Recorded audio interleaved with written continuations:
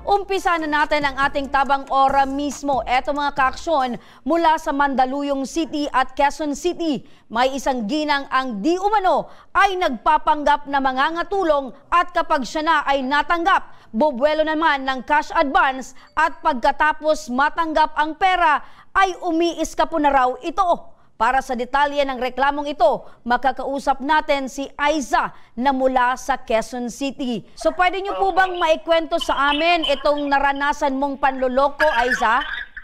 Nag-post po kasi ako sa Facebook ng Kasambahay Group noong March 16. Tapos nag-comment po siya na interested daw po siya. So piniem ko po siya na tagasan po siya. Sabi niya taga Bicol siya. Tapos nung parang 3 days kami nag-uusap. Tapos,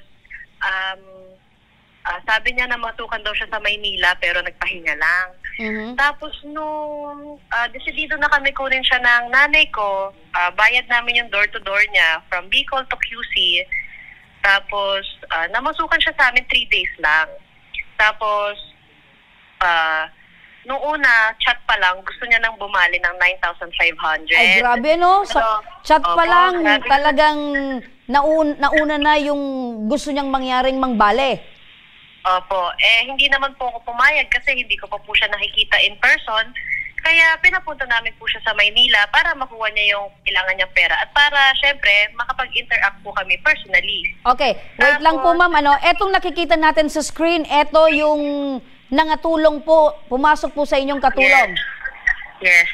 Okay. So, ano po ba yung pangalan na ipinakilala sa inyo nitong babaeng ito? Melody po. Melody. Melody Buenaventura. Melody Buenaventura. So, ibig sabihin, doon po, ano sa muli yung pangalan ng group chat or page po na nag-post po kayo na kayo po ay looking for a katulong? Kasambahay PH po. Sa mga nanonood dyan, beware po tayo, dyan po sa Kasambahay PH, dyan po na biktima, ito pong si Ma'am Aiza. So ngayon po, ito pong si Melody Buenaventura, ay hiningan po ba ninyo ng mga requirements, katulad po ng valid ID, nagpakita po ba siya ng NBI clearance, police clearance, at iba pa pong dokumento na nagpapatunay na siya po talaga ay si Melody Buenaventura? Yes po, nagpakita po siya ng postal ID tsaka NBI clearance. Ngunit yung NBI clearance niya is expired na. Kaya nung pagkadating niya sa amin dito, gusto namin siya pakuhanin agad ng NBI clearance. Ma'am Aiza, wait lang, linawin lang natin. Ang apelyido nitong nagpakilala sa iyo si Melody ay Buenaventura or Buenvenida? Buenvenida pala. Okay. Sorry. So Melody Buenvenida. Kasi ito po yung sinabit mo sa aming pangalan, kaya gusto kong maging malinaw. Yes. Melody Buenvenida. Yes. Okay. Ilang araw po ba yung itinagal ni Melody sa inyo po bilang kasambahay? Nagsimula po siya April 1, lumayas po siya sa amin April 4. So, bale, 3 days lang po. Okay, so April 1, nagsimula, April 4, lumayas. Sa loob po ng 3 araw na yan, naibigay niyo po sa kanya or bumali po ito, tama? Nababanggit niyo po. Nasa magkano naman po? Yung 9,000 na yon, hindi po yun kabayaran sa mga natrabaho niya dahil 3 araw pa lang siyang nagsilbi sa inyo po. Opo. Ang sabi niya po kasi, ipapadala niya daw po sa mga anak niya yung 9,000, tapos sa kanya po yung 500. Parang kumbaga, pera niya dito sa Maynila kasi wala siyang dala. So, isa kayong mabuting amo dahil nadala kayo sa binanggit ni Melody na magpapadala siya ng pera sa kanyang kapamilya. Opo. Sa loob ng 3 araw na yon na binabanggit po nyo, nagtrabaho naman po talaga siya?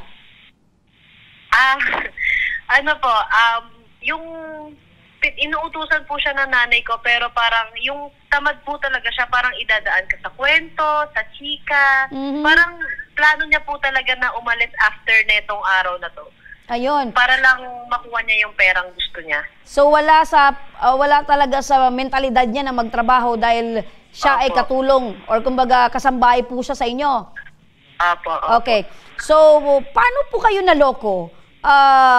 Bakit nagtiwala po kayo kaagad na bigyan po si Melody ng 9,000 na advance despite na hindi nyo naman po siya kakilala pa, hindi nyo naman po nakikita yung talagang tunay na pagtatrabaho nito. Paano po kayo naniwala kaagad dito kay Melody? Binigay po namin ng pera April 3 kasi parang yun ang naging usapan nila ng nanay ko na pumunta ka dito, magtrabaho ka sa amin, ibibigay ko yung pera para transparent transparency na rin po. Eh, nagpapaawa daw po itong Melody kasi nga kailangan, maliliit pa daw po yung mga anak niya, yung asawa niya po walang trabaho, siya lang daw yung nagtatrabaho sa kanila. Kaya naawa po kami sa kanya, binigay po namin yung pera kasi kasama naman po namin siya. Hindi naman din po namin naisip na lalayas siya sa amin. So, stay in po itong si Melody po sa inyo na namasukan. Stay in. Stay in po, yes po. Okay, so naniwala kayo dahil syempre sabi nyo nga, kasama nyo naman siya sa loob ng bahay. Opo. Okay, so meron palang paawa effect itong si Melody, kaya kayo ay naniwala kaagad. So, Ma'am Aiza, dyan ka lang po, ano? Kasi bukod pala po sa inyo, bukod kay Aiza, makakausap din po natin mga ka-aksyon. Ang isa pa na nabiktima nitong si Melody po, eto si Mylene mga ka-aksyon, ano? Isa din sa mga nabiktima nitong si Melody. Magandang hapon po, Ma'am Mylene. Opo, good afternoon po. Apo. Nung May 5, so nag-usap kami parang matagal-tagal din kami nag-usap, I think 3 to 5 days. Within those 3 to 5 days, na-interview namin siya via video call. Tapos nag-send din siya sa amin ng requirements niya, yung postal ID niya, tsaka yung NBI clearance niya. Although yung NBI clearance expired po, January 2025. Opo. So, ang sabi ko sa kanya, sige, kuha tayo ng NBI clearance mo. So, ang sabi ko nga nun, pwede mag-request ka na kasi hindi ka pa naman babiyahe. Ang sabi po niya, wala daw po kasing NBI, parang requesta ng NBI clearance dun sa area niya. So, kung pwede daw, dito na lang sa Manila. So, pumayag naman po ako kasi since meron naman pong kopya nung NBI clearance, saka kaka-expire lang naman. Eto pong naka-flash sa aming screen, yan din po ba si Melody na nagpakilala po sa inyo?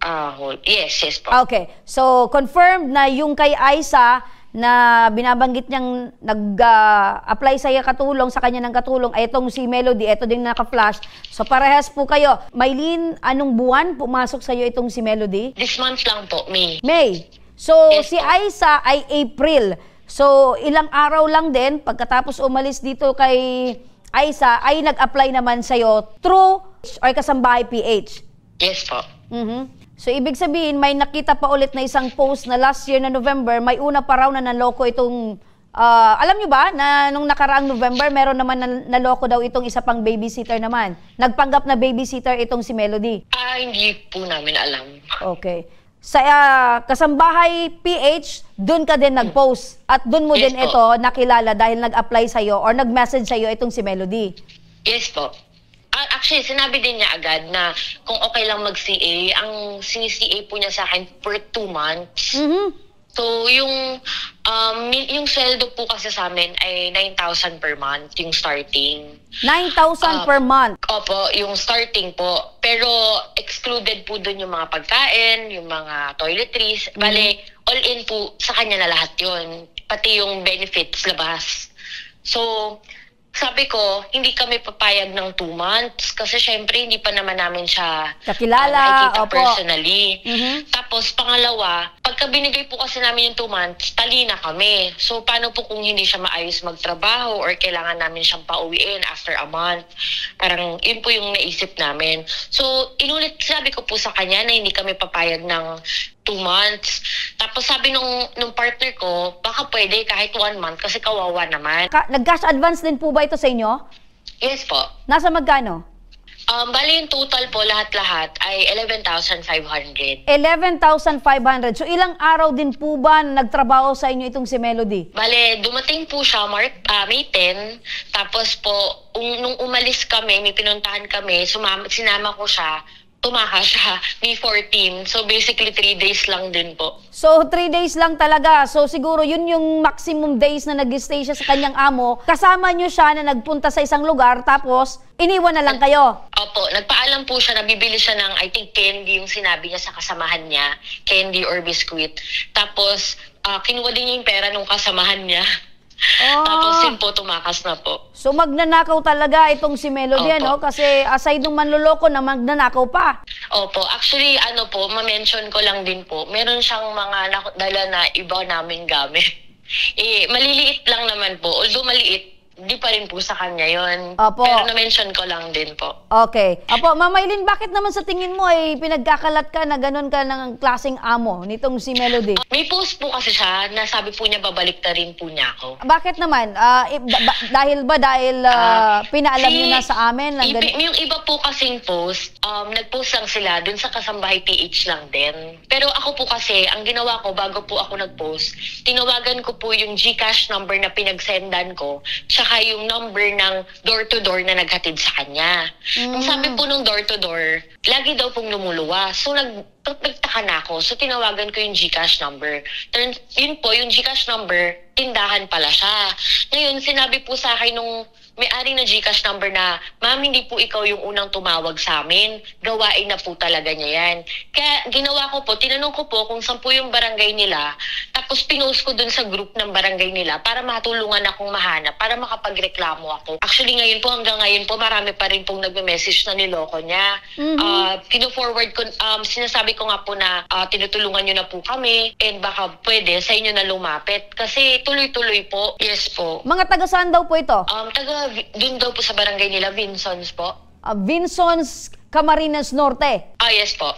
Ayun. So nananawagan po kami para sa iba pang nabiktima nitong si Melody de la Rosa Buenvenida. Maaari po kayong mag-iwan ng mensahe dito po sa aming programa Tabang Ora mismo. Para naman naiwala na po itong mabiktima pa. Sobrang kawawa po yung mga mabibiktima niya. Ma'am Maylin, dyan po muna kayo. Makakausap po natin, nasa kabilang linya na ng telepono, si Police Major Hazel Azilo, ang tagapagsalita ng National Capital Region Police Office. Major, ganito po yung sitwasyon. Dalawa pong employer ang nagrereklamo po patungkol po dito sa isang katulong na parehas po yung sitwasyon na ganitong klase po ng reklamo na talagang niloko po sila at nagbigay po sila ng pera pero hindi po nagawang magtrabaho ng maayos ito pong katulong na ito at lumayas lang bigla-bigla. So ma'am, sa ganito pong klase ng reklamo, ano po yung maaring gawin ng mga nabiktima? Una po, dapat po talaga makapagsampa na po tayo ng formal na complaint regarding po dyan sa incident na kinakasangkutan po ng yung mga kasambahay na nirereklamo nitong ating complainant. Pumunta po tayo sa pinakamalapit na estasyon para po mabigay po natin yung salaysay natin. Kasi po kung hindi po natin sila agad marereport, possible po na maulit pa po ito sa ibang tao. Mas maganda po na makapag-report po agad tayo at ma-file po natin yung kaukulang reklamo laban po dito. Kaya po, isa sa mga dapat po natin kasing gawin bago tayo kumuha ng kasambahay is kilalanin po natin, kumbaga may background po talaga tayo dapat nung kukunin natin na kasambahay. Kasi hindi lang po yung pangungutang or yung pag-a-advance ang magiging problema natin sa mga ganyang klase ng kasambahay. Pwede po kasing hindi lang yung panghihiram or pag-a-advance ang gawin nitong ating mga kasambahay na ito. Opo, nababanggit nga po ni Ma'am Maylin na ninakawan pa daw po sila. So ano po ba yung maaring kaso na pwedeng kaharapin po nitong si Melody? Dahil po, hindi lang pala po itong si Ma'am Maylin, si Aisa ang nabiktima po. Posibleng marami pa po base doon po sa mga komento at nagme-message po sa kanila. Ano po ba yung kaso ang pwedeng kaharapin nito pong si Melody? Pwede po, kung meron pong pagnanakaw na nangyari, pwede po niyang kasuhan ng theft. Ganun din po, pwede rin po natin siyang kasuhan ng estafa.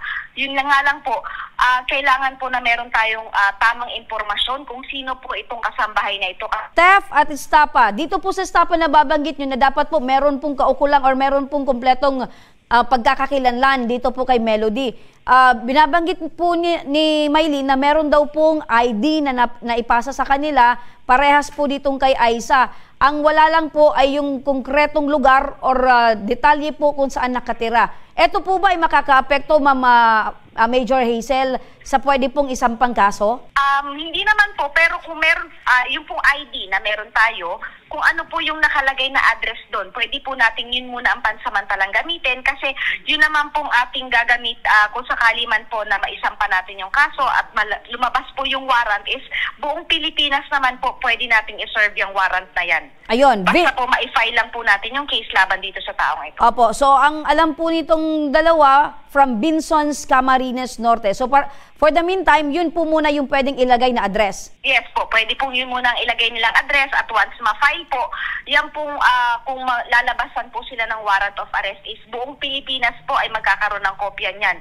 Bali yung pong address na nag-i-exist na nandyan sa kanyang ID is ano lang po for para lamang po naman dun sa kanyang pagsasampa ng initial na kaukulang kaso. Opo. Pero based on the record po ninyo, Major, wala naman pong kaparehas na pangalan po nitong si Melody ang meron na pong nasampahan ng kaso?